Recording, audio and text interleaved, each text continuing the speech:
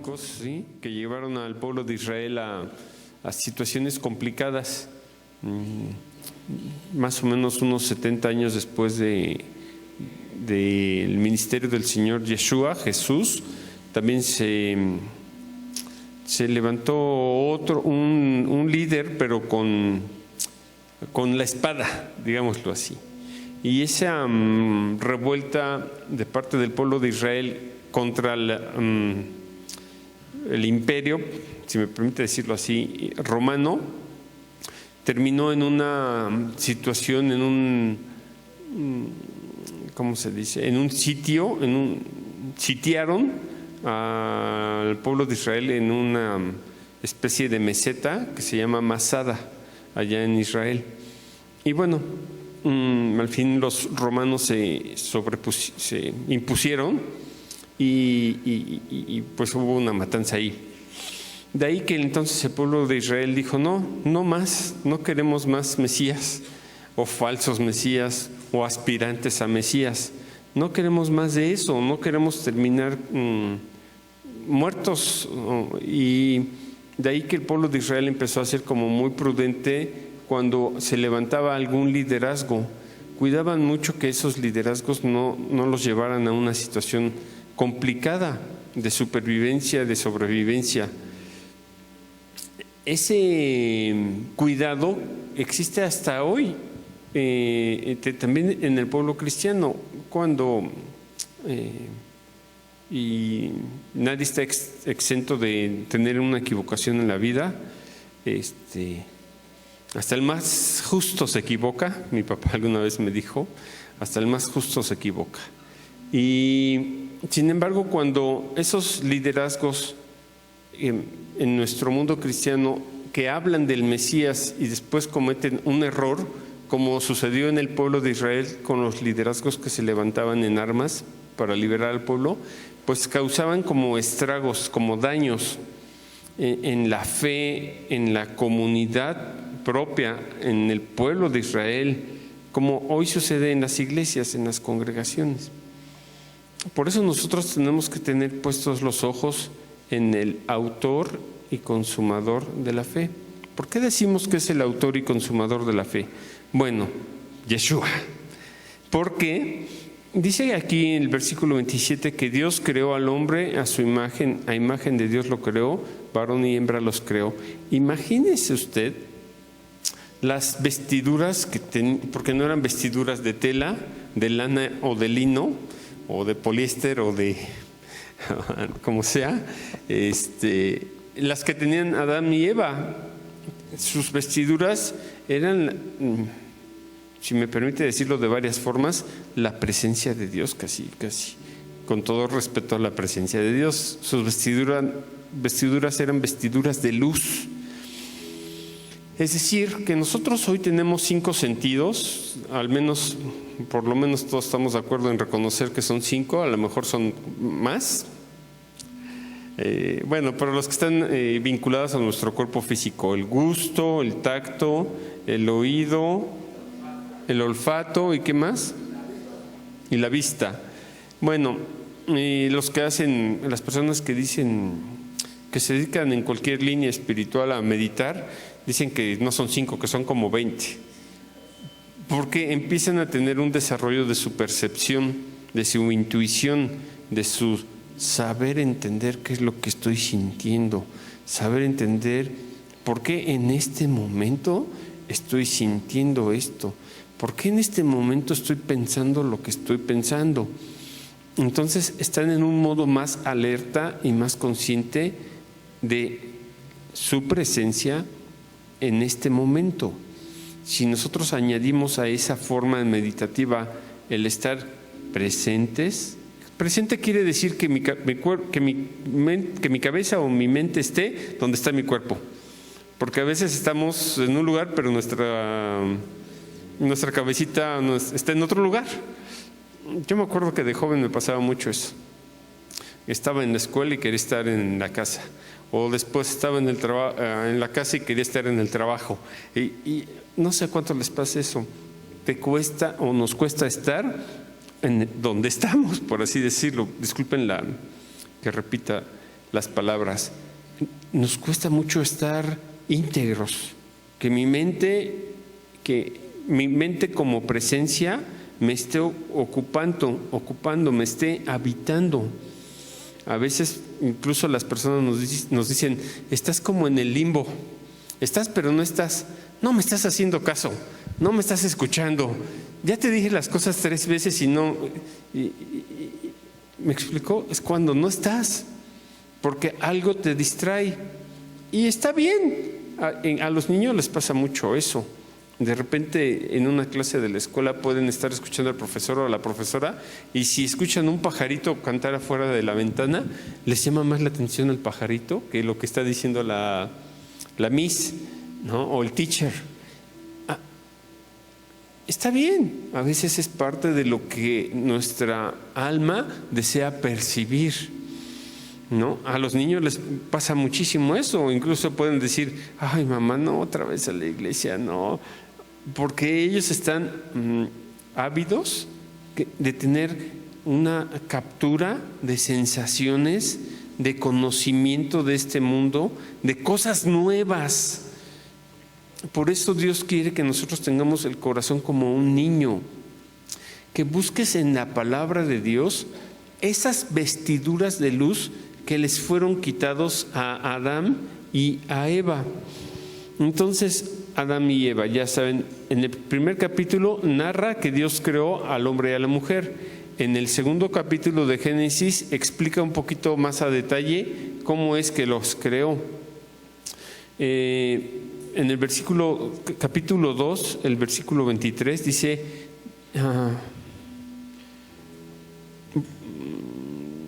desde el 20, Génesis 2:20 dice, y puso Adán nombre a toda bestia y ave de los cielos y a todo ganado del campo. Mas para Adán no se halló ayuda idónea. Entonces el eterno Dios hizo caer en sueño profundo a Adán y mientras éste dormía tomó una de sus costillas y cerró la carne en su lugar. Y de la costilla que el eterno Dios tomó del hombre hizo una mujer y la trajo al hombre. Entonces dijo Adán, esto es ahora hueso de mis huesos y carne de mi carne. Esta será llamada varona, porque del eterno fue tomada. Porque del varón fue tomada, Por tanto dejará el hombre a su padre y a su madre y se unirá a su mujer y serán una sola carne. Y estaban ambos desnudos, Adán y su mujer, y no se avergonzaban, porque eran inocentes. Esas vestiduras de luz o de santidad, estos 5 sentidos que Dios les había otorgado y más, eran unos 5 sentidos llenos de inocencia. No veían el defecto en su pareja o en el otro o en la otra persona. Es decir, su percepción era una percepción inocente del otro y del mundo donde estaban. A veces nosotros debemos de ser realistas y no quiero hacer mucho énfasis en los temas de género, pero los hombres tenemos una tendencia a desacreditar lo que dicen las mujeres. Ya hasta ahí lo voy a dejar. No me voy a meter en temas. ¿No? Todo esto viene desde aquí, desde Adán, porque nosotros decimos, ¿cómo es posible que Eva le haya creído a la serpiente, la haya escuchado? ¿Cómo es posible que hablando con casi en línea directa, en comunión presencial con el Dios Santo, con el Dios Creador, haya escuchado a otro ser, a otra creación más? Y la verdad es que Eva no tenía una conciencia, era inocente, no tenía integrado el mal. Nosotros hoy en el pueblo de Israel se dice que es una forma de decirlo, que hombres y mujeres a nuestros aspectos feitos, distorsionados, equivocados, a nuestro defecto se le conoce como la mala inclinación, Yetzerara. Y hay otra forma a esa mala inclinación hay otra forma de llamarle, le llaman el veneno de la serpiente, ¿no? Entonces Eva y Adán eran inocentes, no tenían integrada la conciencia o el veneno de la serpiente, la mala inclinación, el Yetzer Hará. No había en ellos maldad, como cuando nosotros regañamos a alguien menor de nuestra familia y dices, pero ¿cómo le hiciste caso? ¿No? Y cuando eres menor o infante, dices, pues yo no sabía.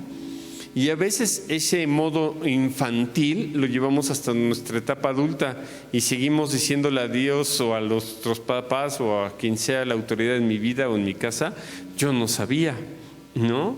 Pero eso solo, digamos que es como válido, si me permite así decirlo, en una edad temprana de aprendizaje, o en el caso de Adán y Eva, eran inocentes, no tenían integrada el veneno de la víbora.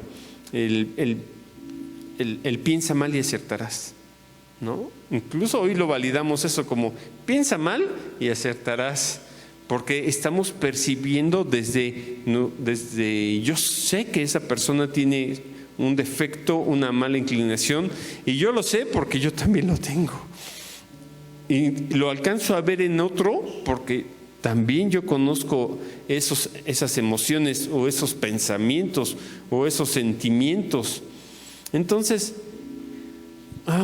dice el capítulo 3, pero la serpiente era astuta más que todos los animales del campo que el eterno Dios había hecho, la cual dijo a la mujer, con que Dios os ha dicho no comáis de todo el árbol del huerto. Y ya usted sabe qué es lo que pasó con esta historia, ¿no? Entonces, si me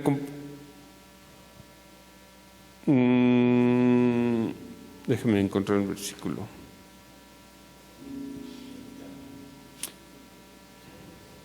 Bueno, el capítulo 4 dice, conoció Adán a su mujer Eva, la cual concibió y dio a luz a Caín y dijo, por voluntad del Eterno he adquirido varón.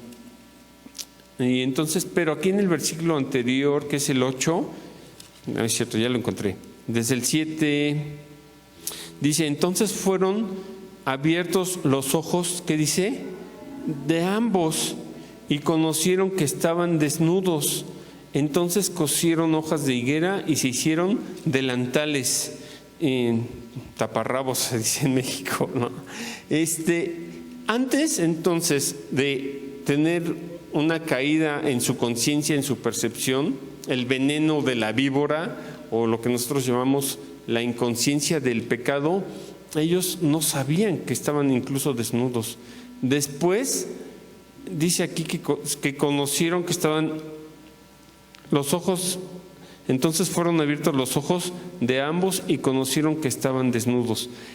Es decir, se dice en la tradición del pueblo de Israel que el cuerpo que tenían lleno o las vestiduras de luz que tenían Adán y Eva de inocencia, por decirlo solo de una forma, en ese cuerpo ellos tenían sus 5 sentidos, pero ¿cómo decirlo? Cuando su conciencia se hace más,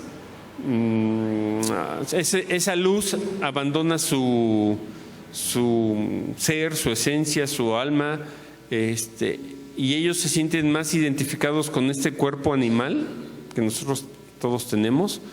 Es como si ellos hubieran perdido muchas capacidades o habilidades. Es decir, Adán veía, de lo que nosotros vemos hoy, veía 10 veces más. Adán, de lo que nosotros escuchamos hoy, él escuchaba 10 veces más. ¿Qué más? Ajá, sí, podía ver incluso el futuro. Entonces, hoy tenemos solamente el 10% de lo que tenía Adán, porque tenemos esa conciencia, o más bien porque tenemos la inconsciencia del mal en nuestras vidas. Y Espero que se esté entendiendo eso. Imagínese usted si nosotros hoy tuviéramos esas capacidades que tenía Adán, o lo que hoy tenemos, pero 10 veces más. Con esta forma de pensar, de sentir, siempre muy familiarizados con el caos. Imagínese el que se dedica a cosas conscientemente, que se dedica a cosas malas, con esa capacidad de ver 10 veces más o de escuchar 10, como Superman. ¿Qué no haría? ¿Cuánto más caos no haría? Por eso de alguna forma nosotros fuimos limitados. Cuando en el libro de Hechos existe la narración de que desciende el Espíritu Santo de Dios, ¿qué es lo que sucede? Sucede que esa capacidad de el Yetzer Hará, de la influencia del mal para influenciarnos, se dice entonces, no hay lugar para la mala inclinación, no hay lugar para el estar continuamente y casi de por vida viendo al otro como el malo. Dice ahí que todos estaban juntos, unánimes, y que recibieron nuevamente una vestidura, la gloria de Dios, que incluso alcanzaron a unificarse tanto que todos hablaban distintos idiomas. Y vamos ahí por favor a Hechos, y que todos, creo que es Hechos 2, y que todos se entendían.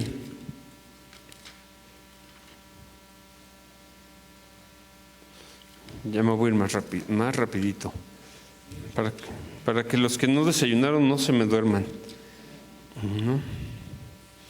Desde Hechos 2, pero mire, vamos a partir desde Hechos 2:9, dice desde el 8. ¿Cómo pues les oímos nosotros hablar cada uno en nuestra lengua en la que hemos nacido? O sea, en la venida del Espíritu Santo, los discípulos que estaban ahí recuperaron en su conciencia algo que no tenían, o que se les había olvidado, o que nosotros diríamos hoy estaba desactivado. Se activó por el Espíritu de Dios algo, una forma distinta, y dice: ¿cómo pues les oímos nosotros hablar cada uno en nuestra lengua en la que hemos nacido? Y empieza a decir: partos, medos, elamitas, y los que habitamos en Mesopotamia, en Judea, en Capadocia, en el Ponto y en Asia, en Frigia, en Panfilia, en Egipto y en las regiones de África más allá de Cirene, y romanos aquí residentes, tanto judíos como prosélitos, cretenses y árabes, les oímos hablar en nuestras, ¿qué dice? Lenguas, las maravillas de Dios. Y estaban todos atónitos y perplejos, diciéndose unos a otros: ¿qué quiere decir esto? Entonces, hay una capacidad otorgada por el Espíritu Santo de Dios, incluso y para entenderse con otras personas que hablan en otro idioma. O sea, es como si el Espíritu, con todo respeto al Espíritu Santo de Dios, activó dentro del corazón de todos ellos esa comprensión y ese entendimiento. O sea que no necesitaban Duolingo y no necesitaban ninguna aplicación de idiomas, porque el Espíritu de Dios los facultó para entender eso. ¿Te imaginas eso? Para nosotros sería algo... Creo que hay incluso niños que nacen todavía y vienen con el alma como tan pura, que empiezan ven una escritura y saben lo que dice ahí. O ven un piano y saben casi tocar el piano de forma natural, porque el alma está muy pura, está recién llegada a este mundo. Por eso se dice que en la niñez es cuando aprendemos, decimos nosotros, como esponjitas. Imagínese este corazón de niños que el Espíritu de Dios provocó en los discípulos, que como esponjitas no necesitaban ni Wi-Fi, ni Bluetooth, ni Internet, porque el Espíritu Santo de Dios los facultó para entender, por lo menos de todas esas lenguas que dice ahí, mucho más. Amplió sus límites intelectuales, y no solo intelectuales, emocionales también, porque justo después en el capítulo 2, versículo 14 dice: entonces Pedro, poniéndose en pie con los 11, dice, alzó la voz y les dijo: varones judíos y todos los que habitáis en Jerusalén, esto os sea notorio y oíd mis palabras. Despertó el Señor en Pedro esa fuerza que en otros momentos donde Pedro había tenido flaqueza y debilidad, Dios lo levantó con inspiración y manifestó esa inspiración que él manifestó en ese momento. No lo vamos a leer todo. Eso es lo que el Espíritu de Dios quiere hacer en ti. Si el Espíritu de Dios lo hizo en los apóstoles, el Espíritu Santo de Dios lo puede hacer en ti, en tu vida. Hoy pareciera, y lo digo con todo respeto, que tendríamos nosotros que, de alguna forma, convencer a Dios de que Él nos otorgue ese Espíritu Santo, esas vestiduras de luz, esa capacidad de percibir y de amar 10 veces más de lo que hoy lo hago. Pero no es algo. ¿Usted cree que el amor es forzado? ¿Es a fuerzas? Decimos nosotros en México que a fuerzas ni los zapatos entran. No, pues con Dios, tu relación con Dios, tu relación y mi relación con el Espíritu de Dios no es una cosa forzada. No debería de serlo. Debería de ser lo más natural, porque estás caminando con el Mesías, porque estás caminando reconociendo, agradeciendo y glorificando al Espíritu Santo de Dios. Es como las matemáticas, ¿son fáciles o difíciles? Habrá quien diga, son muy fáciles. Algún ingeniero, algún humanista diría, no, son bien difíciles. Pero no son fáciles y no son difíciles. Son normales, son naturales, solo es cosa de poner atención. En el Espíritu de Dios es lo mismo. Tenemos que poner atención en el Espíritu Santo de Dios, en el Espíritu Santo de Dios que nos viste, que nos llena, que nos viste y que permite que podamos compartir nuestra existencia. Eso es realmente lo que Dios quiere, que tengamos una facultad. Curiosamente, en el misticismo del pueblo de Israel se habla de las emanaciones de Dios, de las sefirot. Habla como de 10 sefirot, incluso ahorita estoy recordando. Quiere decir que tu forma de reconocer, de percibir o de activar, si tú me permites decirlo así, la luz de Dios en tu vida puede tener esas 10 nuevas ambientes, déjame decirlo. Es decir, yo hoy veía las cosas de esta forma y tal vez hablando en tiempo, en 1 año o 2 vea las cosas distinto. En 4 años tal vez vea las cosas completamente distintas. En 6 años, en 8 años. Pero ¿qué tal si pudiéramos no hablar de tiempo y acortar todo eso y decir, yo sé que en Dios todas las cosas son hechas nuevas? Esto mismo lo puedo decir hoy o lo puedo decir dentro de 10 años, pero no solamente creerle a Dios, porque Dios no quiere que le creas, Dios quiere que lo conozcas, que lo vivas. El pueblo que conoce a su Dios se esforzará y actuará. En esto conoceréis que son mis discípulos. No habla de creer solamente es solamente el primer paso, pero una creencia que te lleva a una vivencia, a un conocer que yo soy Dios. Entonces no es un Dios intelectual, doctrinal, teológico, rabínico, es el dador de vida, el creador de tu vida, el que sostiene tu vida, el que quiere facultarte para que tengas 10 veces más potencia, más conocimiento, 10 veces más comprensión, 10 veces más entendimiento, 10 veces más amor. 10 veces más perdón, 10 veces que no te limites a como fuiste enseñado. Es decir, en el pueblo de Israel hay de todo. El justo se le conoce como el Sadik, el justo, el Sadik Mesías, el justo Mesías. Pero también existe el Rasha, y el Rasha es lo que nosotros llamamos como el malvado, el que casi como que parece que no tiene remedio.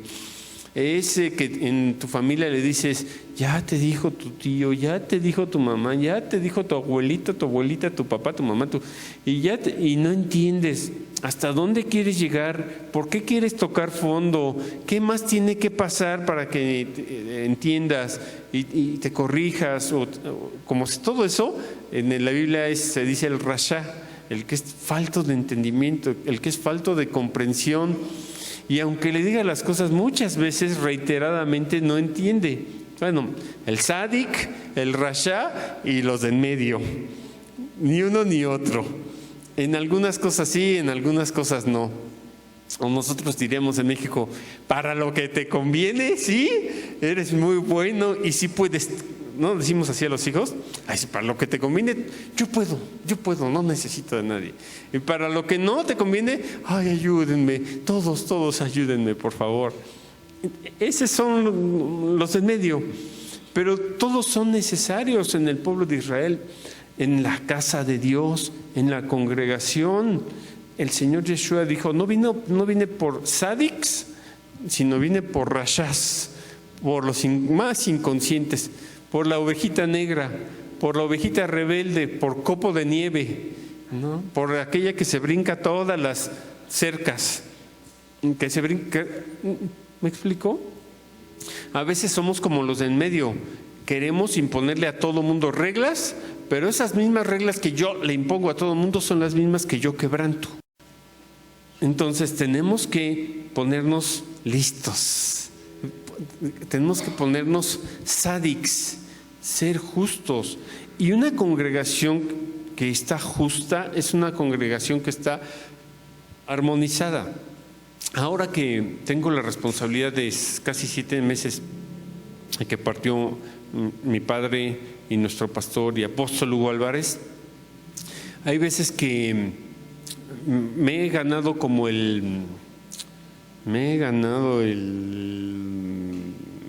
un sentimiento feo de los demás, porque situaciones así como nos trataron injustamente, ahora tú tienes que, como un pastor justiciero, tienes que bajar a tal persona y que no ministre más, y cuando tú no haces eso, el sentimiento que tenían hacia esa otra persona, ¿a quién crees que se traslada? Al pastor, porque no fue justo, no está. Es algo así como, ay, si ya sabemos que fulanito es bien conflictivo, ¿para qué quieres conflictivos en la iglesia? Ya, ¿no?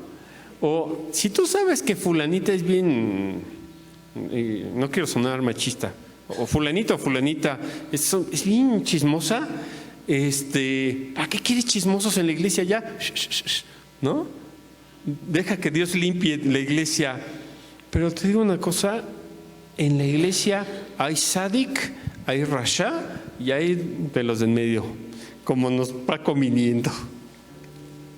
Eso es una iglesia justa. Yo no tengo la facultad de decirle a nadie, a menos que sea una falta grave, muy grave, pues sí, pues discúlpame, ¿no? Como se dice en México, la puerta está muy abierta. Pero en una iglesia venimos todas las almas que necesitamos recuperar nuestro mejor vestir, nuestra etiqueta, nuestra gala, nuestra percha, ¿no? Nuestras vestiduras de luz, nuestras vestiduras de amor, nuestras vestiduras de Dios. Y sí, aún el más sádic tiene algo de rasha. Y el más rasha tiene algo de sádic.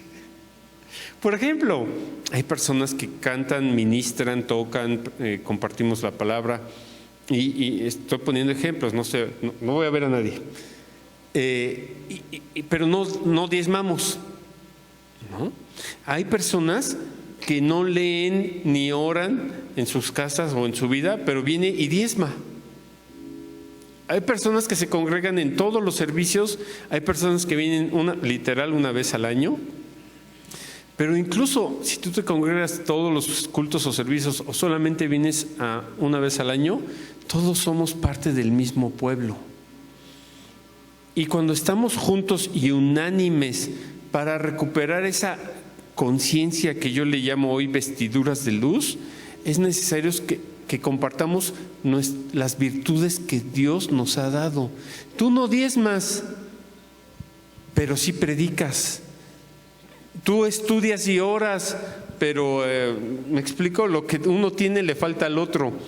Pero si en ese compartir de virtudes nos unimos, cuando nosotros oramos, esa es la importancia de orar todos juntos. Que cuando nos oramos todos juntos, el cielo dice, por no decir Dios, el cielo dice, ay, ese fulanito o fulanita nunca ora, nada más ora cuando está en la iglesia.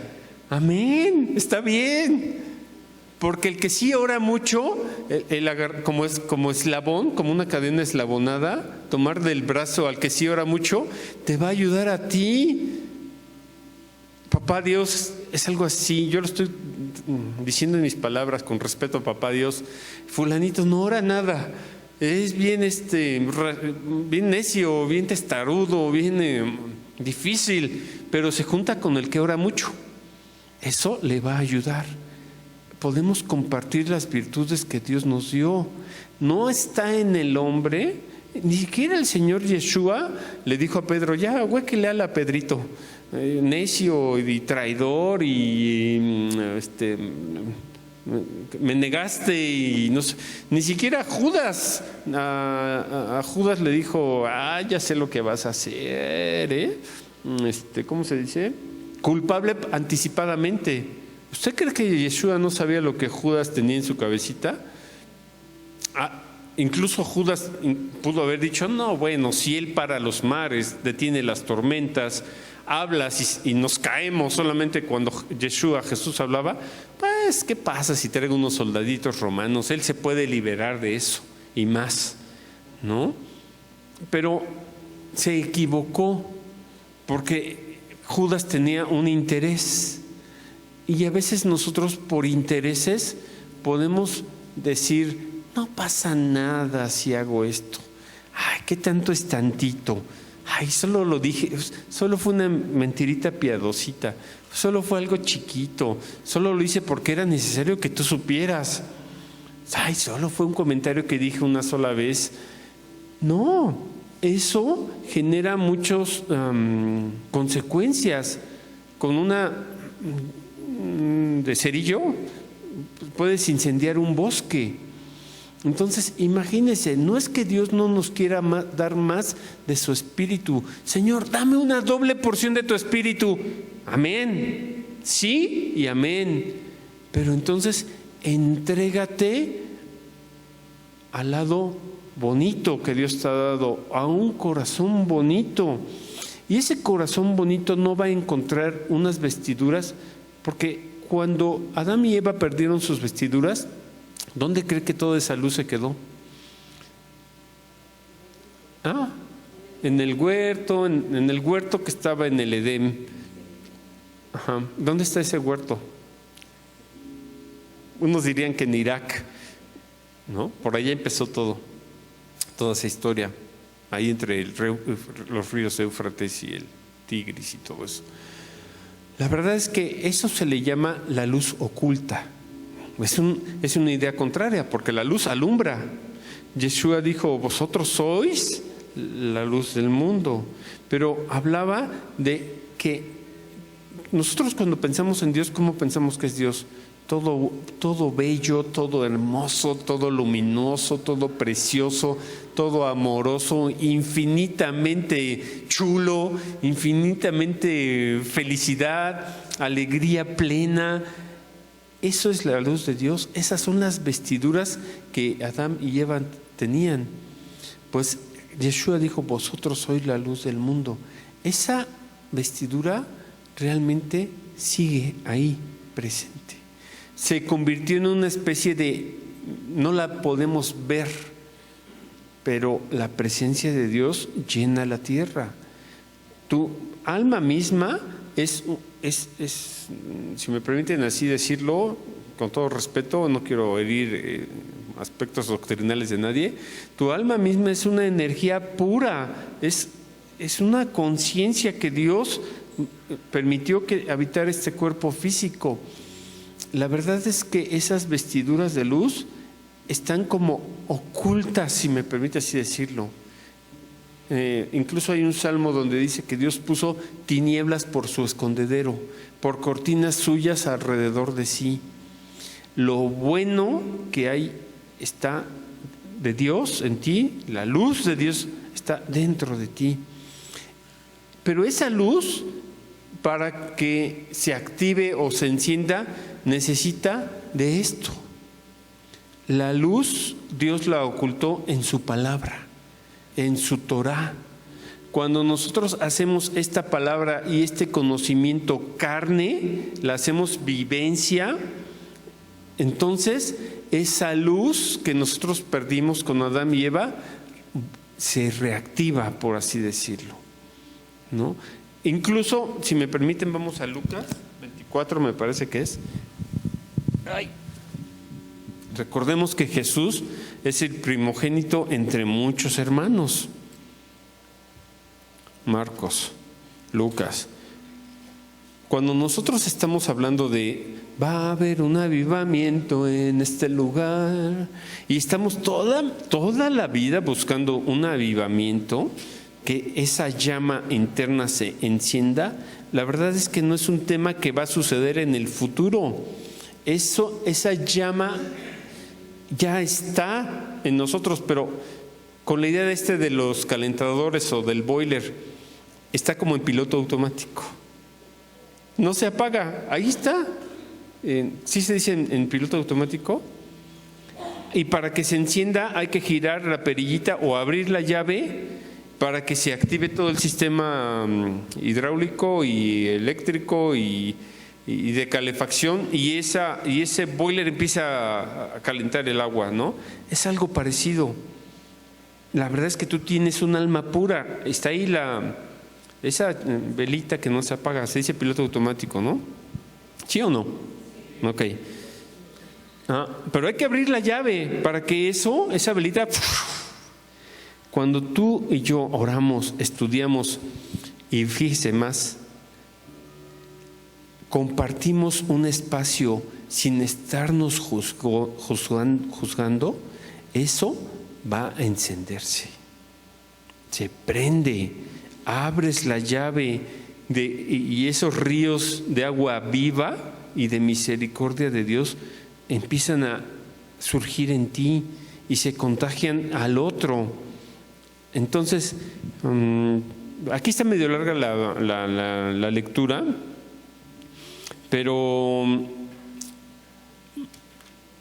básicamente lo que quiero decirles es que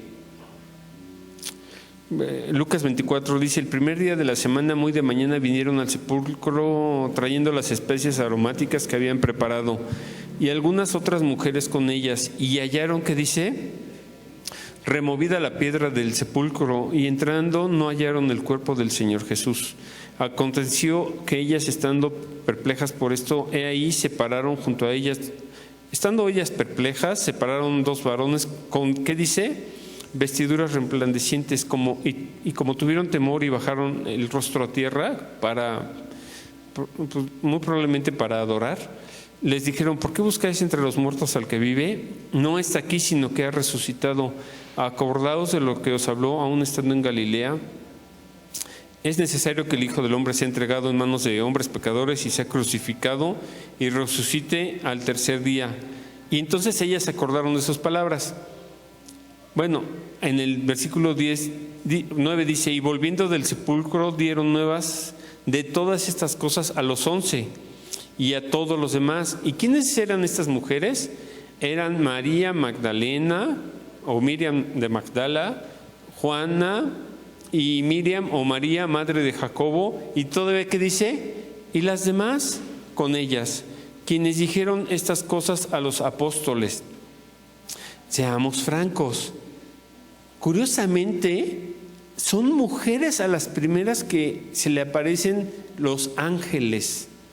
Nosotros hasta hoy día decimos, le echamos toda la culpa a Eva, porque inocentemente le hizo caso a la serpiente, ¿no? Pero curiosamente, en la conclusión del ministerio en carne y sangre de Yeshua, las primeras que reciben estas noticias de la resurrección son mujeres. Pero conociéndonos a los hombres, dice, más ellos les parecía, dice, y las demás con ellas, quienes dijeron estas cosas a los apóstoles. Y al fin hombres dice, más a ellos les parecía locura las palabras de ellas, ¿no? Y no las creían. Hasta hoy día seguimos igual, siempre decimos, ay, esta mujer está bien, ya sabes qué, ¿no? Pura locura, ¿no? También los apóstoles, hasta el más sádic tiene algo ahí de rasha. Pero levantándose Pedro, corrió al sepulcro y cuando miró dentro vio los lienzos solos y se fue a casa maravillándose de lo que había sucedido. Después empieza una narrativa del camino de Emaús, donde incluso Jesús se le aparece a unas personas. He aquí 2 de ellos iban el mismo día a una aldea llamada Emaús, que estaba a 60 estadios de Jerusalén. E iban hablando entre sí de todas aquellas cosas que habían acontecido. Sucedió que mientras hablaban y discutían entre sí, Jesús mismo se acercó y caminaba con ellos. ¿Qué dice? Mas los ojos de ellos estaban, ¿qué? ¿Se acuerdan de Adán y Eva? Para que no lo conociesen. Y les dijo, ¿qué pláticas son estas que tenéis entre vosotros mientras camináis? ¿Y por qué estáis tristes? Y ellos empezaron a narrar. Uno de ellos se llamaba Cleofas y le dijo, ¿eres tú el único forastero? No lo había reconocido. Y le dijo, en Jerusalén, que no has sabido las cosas que en ella han acontecido en estos días. Entonces él les dijo, ¿qué cosas? ¿No? Y ellos le dijeron, de Jesús Nazareno, que fue varón, profeta, poderoso en obra y en palabra delante de Dios y de todo el pueblo, y cómo le entregaron los príncipes sacerdotes y nuestros gobernantes a sentencia de muerte y le crucificaron. Pero ellos no lo reconocían. Si vamos a Juan, por favor, igual al final.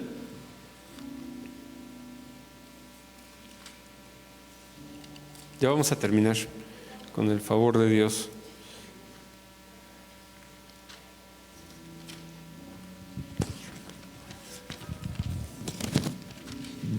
Es la misma historia. ¿Se acuerdan que Adán y Eva en el capítulo 1 se dice que fueron creados? Y en el capítulo 2 da la historia más a detalle. Aquí pasa igual entre los evangelios. En algunos de los evangelios solo se menciona un suceso y en otro te da un detalle más amplio de eso. Y otra vez, en el Juan 20 dice, en el primer día de la semana, María Magdalena fue de mañana, siendo aún oscuro, al sepulcro y vio quitada la piedra del camino. Entonces corrió y fue a Simón Pedro y al otro discípulo, al que amaba a Jesús. ¿Sí saben quién? Juan. Y les dijo, se han llevado del sepulcro al Señor y no sabemos dónde le han puesto. Y salieron Pedro y el otro discípulo y fueron al sepulcro. Corrían los dos juntos, pero el otro discípulo corrió más aprisa que Pedro y llegó primero al sepulcro. Y bajándose a mirar, vio los lienzos puestos allí, pero no entró. Luego llegó Simón Pedro tras él y entró en el sepulcro. Vio los lienzos puestos allí y el sudario que había estado sobre la cabeza de Jesús, no puesto con los lienzos, sino enrollado en un lugar aparte.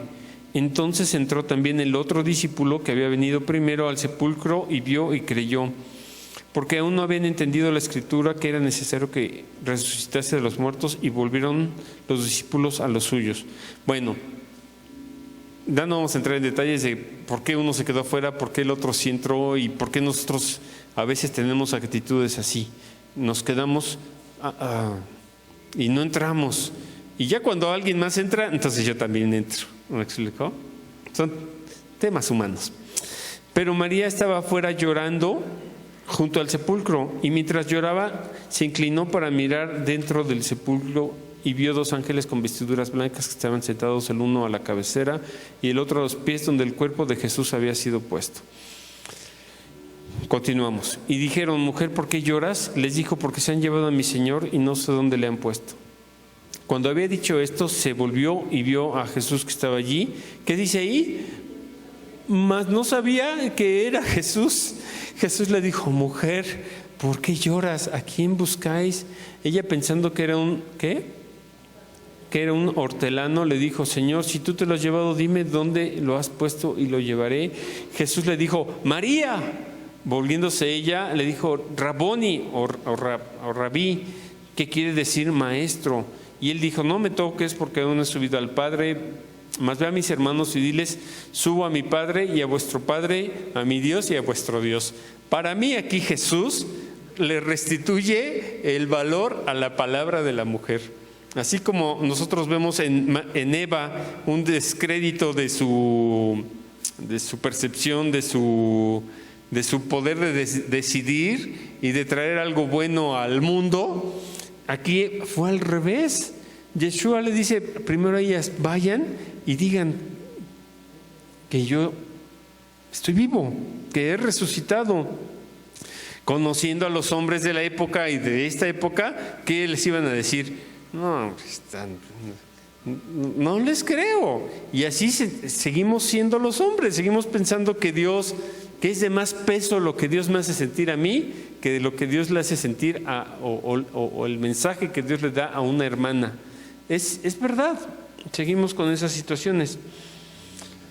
En el versículo 19 dice: cuando llegó la noche de aquel mismo día, el primero de la semana, estaban las puertas cerradas en el lugar donde los discípulos estaban reunidos por miedo de los judíos. Vino Jesús y puesto en medio de ellos y les dijo: paz a vosotros. Amén. Entonces nosotros podemos, todavía en el capítulo 21 está la narrativa de que Jesús se le aparece a otros discípulos. En el versículo 27 del capítulo 20 aparece cuando Tomás duda y le pide tocar sus manos.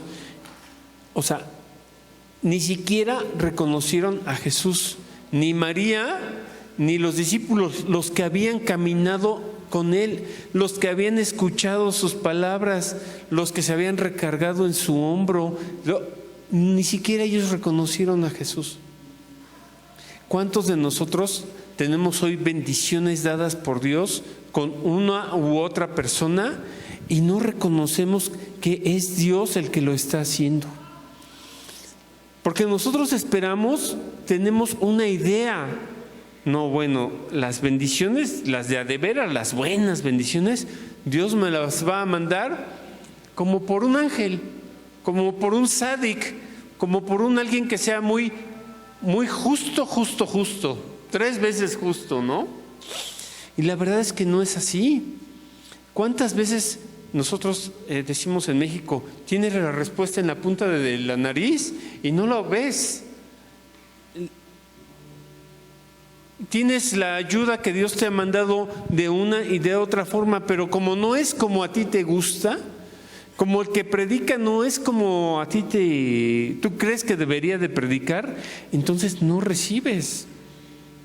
Hay una historia donde un náufrago que está en el mar, y se la saben, esa historia es muy famosa, que llega una persona y le avienta un salvavidas, pero él quería que Dios lo salvara y dice: no, Dios me va a salvar. Y después pasa una lancha y le dice: súbete. Y dice: no, a mí Dios me va a salvar. Y después, no sé, llega un helicóptero y lo pretende rescatar y dice: no, a mí Dios me va a salvar. Y no tuvo la bendición porque él mismo estaba limitando que la bendición fuese como él quería, como yo digo. Hermanos, tenemos que renunciar a ese ego.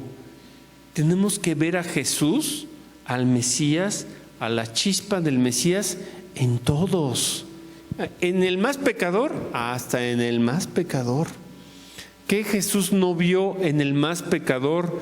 Ese piloto automático y sabía que ese piloto automático podía ser un alma encendida y avivada y llena de Dios. Cuando yo era joven, yo a veces cuestionaba a mi papá porque les voy a decir un chismecito. A veces el que venía a ministrar la alabanza llegaba como con un poco de aliento cervecero, ¿no?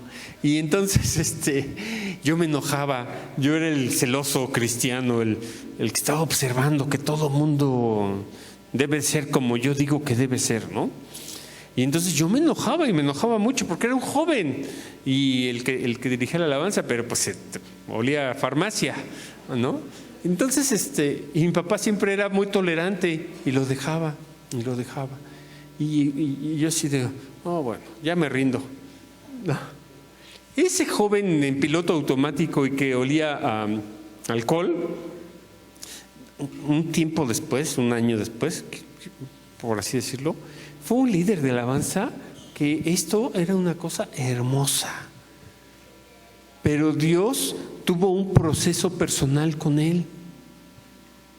A veces nosotros estamos así, como el que observa los defectos de los demás. Es más, si tú sientes mucha oposición de quien sea, te sientes observado por quien sea, juzgado y todo, dale gracias a Dios.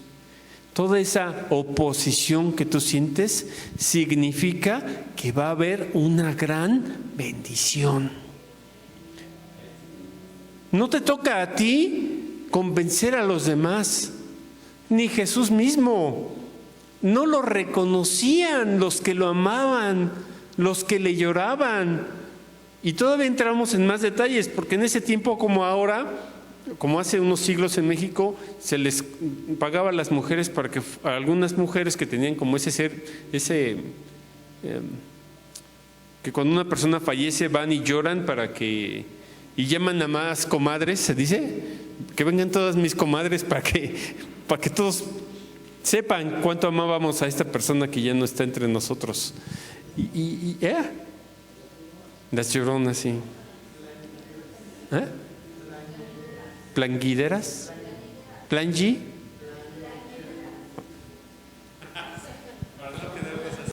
Se les llamaba plañideras. Gracias. Bueno, ¿qué cree que estaban haciendo Miriam y María también? Y dice ahí, y las demás. Entonces, a veces no es tanto que tanto le lloras a Jesús. Me lo permite decir con muchísimo respeto. A veces no es cuánto pretendemos, estoy hablando de mí mismo, saber de Jesús. ¿Me explico? No se trata de eso. Se trata de reconocer a Jesús, reconocer el alma del Mesías. Hay un canto cristiano que dice, de corazón a corazón, yo te canto esta canción. Amén. La canción que Dios escucha es la que te nace del corazón. De corazón a corazón. ¿Cuándo vas a ver a Jesús o al Mesías en tu vida? Cuando lo veas desde el corazón en todos tus hermanos, en el que es medio, en el que es justo, en el que es un caos, pero busca a Dios, como sea, en todos. En todos está la chispa, no solamente de la vida o la chispa del alma, sino ese potencial que Dios te dio para que entonces Jesús diga de ti, en esto conocí que tú sí eres mi discípulo, en que amaste a los demás. Y no importaba si era el que llegaba con aliento cervecero, porque a ese Dios lo levantó en su momento. Y no importa si eso no nos toca a nosotros nos toca, o lo voy a decir por último con un último ejemplo. Cuando un león ataca a las cebras, ¿sabe usted qué es lo que pasa cuando las cebras corren todas juntas? Que tienen un camuflaje, muchas rayitas. Y cuando corren todas juntas, el león no sabe a cuál atacar, porque las rayas crean una masa. Ya no es un individuo, ya es una masa. Y entonces el león no sabe a cuál atacar porque ve puras rayas. Que el mal, el caos, que el Yetzer hará, vea puras rayas.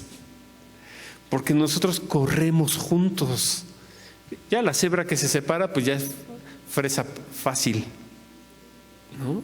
Pero corramos juntos esta carrera, este conocimiento de Dios, y reconozcamos en la palabra escrita esa luz oculta que nos vino a ser devuelta o manifestada. Ya no es una luz oculta, ya es una luz manifestada por la enseñanza de Jesús, de Yeshua. Ahí esa luz oculta se convierte nuevamente en la luz manifestada, que Dios quiere que, en palabras de Jesús, nosotros alumbremos y que seamos lumbreras con todos los hombres. Pero empieza por reconocer esa luz de Dios en ti. Ya no va a ser una luz oculta, la palabra de Dios va a hacer que sea una luz vivificada, un fogón, una, ¿cómo se dice en los días de campo? Una fogata. Eso es lo que Dios quiere, que no se apaga, que nadie la puede apagar. Amén.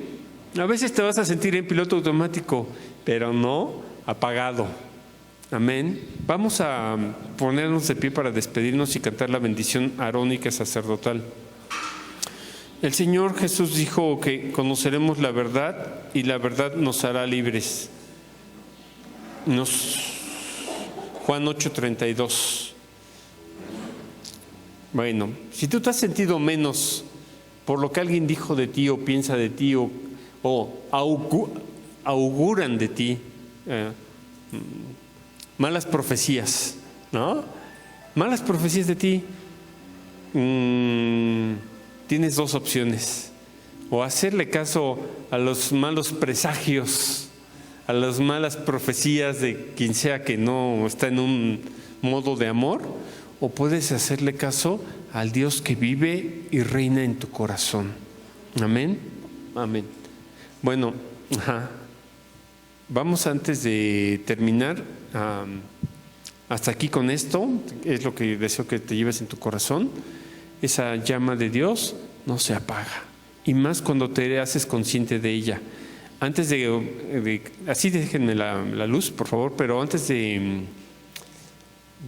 cantar esta bendición arónica, te voy a pedir que a ti mismo te veas como esa alma, como esa luz que Dios quiere que se convierta en un fogón, ¿no?